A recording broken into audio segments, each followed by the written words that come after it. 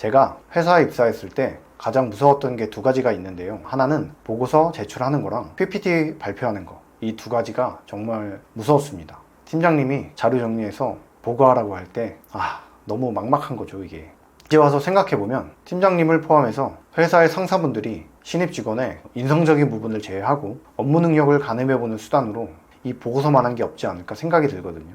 몇 장짜리 보고서만 봐도 이 직원의 싹수가 보이는 거죠. 우리가 보고서라고 하면 뭔가 전문적이고 어렵게 써야 한다는 강박관념 같은 게 있는 것 같아요. 특히 제가 이 강박관념이 심해서 실수를 정말 많이 했거든요. 그래서 뭐 엄청난 꿀팁은 아니지만 이런 편견을 조금이나마 벗어나게 해주는 몇 가지 팁을 소개시켜 드려 볼까 합니다. 먼저 회사에서 문서 작성을 한다고 하면 크게 세 가지가 있죠. 보고서와 제안서, 그리고 기획서, 이렇게 세 가지가 있는데요. 이 서류들의 차이는 뭘까요? 간단히 말씀드리면 보고서는 말 그대로 어떤 팩트에 기반한 상황을 기록해서 보고하는 걸 말하는 거죠. 그리고 제안서는 회사에서 내가 원하는 바를 제안하기 위해 만드는 문서, 그리고 기획서는 제안을 넘어 구체적인 실행 계획까지 제시해서 담으면 기획서가 되는 거죠. 두려움을 없애주는 첫 번째 팁은 보고서가 어떤 목적으로 쓰이는지에 대해서 생각하기입니다. 보통 신입분들이 많이 하는 실수가 상사에게 잘 보이고 싶고 좋은 평가를 듣고 싶어 하거나 아니면 실수를 하지 않고 적당히 모양을 잘 갖추는 보고서를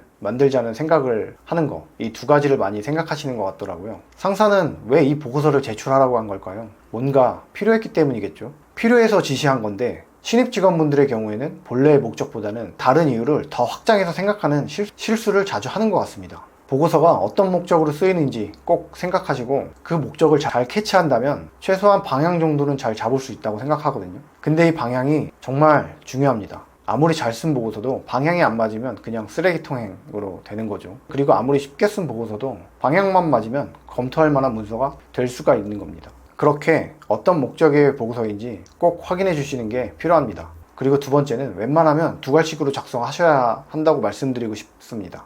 보고서를 작성하실 때 글의 구조만 머릿속에 기억하고 계시면 정말 두려움이 절반은 날아가는 것 같아요. 글쓰기가 익숙하지 않으신 분들은 글의 구조나 개요 없이 작성하는 경우가 많잖아요. 그런 분들도 일단 결론을 헤드라인에 작성해 놓고 아래에 그 이유와 근거를 나열하면 글을 읽는 상대가 훨씬 쉽게 글을 구조화된 상태로 받아들이게 되는 거죠. 영화로 치면 결말을 알고 보면 영화가 시시해지는 이유가 내용이 짐작이 되니까 그런 건데 보고서는 영화같이 긴장되면 안 되겠죠. 보고서는 내용이 짐작이 된 상태로 읽혀야 돼요. 따라서 결론, 이유, 근거, 이 구조를 습관처럼 외워놓고 작성하셔야 글을 좀 쓴다는 느낌을 받게 되실 겁니다. 꼭 기억하시길 바랍니다. 그리고 세 번째는 짧고 쉽게 쓰기입니다. 정말 실수를 많이 하는 부분이 허세스럽게 영어 번역체를 넣어가면서 글을 쓰려고 노력하시는 분들이 있거든요. 이런 글을 실제로 읽게 되면 머릿속에 내용이 안 들어옵니다. 특히 보고서는 아랫사람이 윗사람한테 하는 거잖아요. 윗분들 입장에서는 이 아는 척하는 느낌이